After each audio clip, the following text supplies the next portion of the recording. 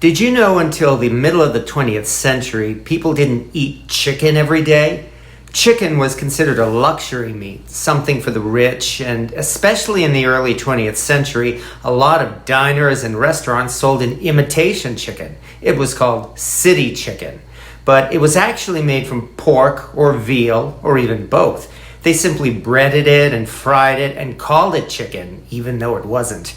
But what it was and what it still is delicious. And I'm glad to have discovered this simple and easy dish. Take a look and see what you think. We start out by preparing some seasoned flour, and you can use whatever seasoning you like. Here we're using salt, pepper, garlic powder, a little bit of cayenne, and smoked paprika, along with some cumin and coriander. And we mix it together. And there's only one other piece of prep work, which is to cut up the pork itself. You can use whatever cut of pork you'd like. I got these pork chops for $1.99 a pound, and from this I cut about 2 pounds of pork, then cut it into large pieces.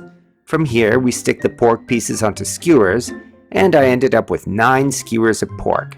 Now we prepare the other 2 parts of the breading, which is simply to beat 4 eggs together in a bowl, and in the last bowl we add 2 cups of seasoned breadcrumbs. And we add our oil to a large cast iron pan and heat up the oil while we prepare the pork skewers. We roll the pork skewer in the flour to coat it, then dip it in the egg wash, and finally cover it in breadcrumbs. And we repeat this with each skewer of pork until all of the pork is coated and ready for frying.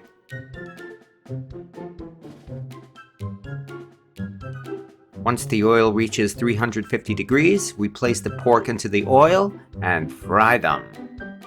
Keep an eye on the temperature to be sure the pork is thoroughly cooked. When the temperature passes 145 degrees, we let the skewers rest and cool so they're still warm but not hot enough to burn our mouths when we eat them. And now we have our city chicken.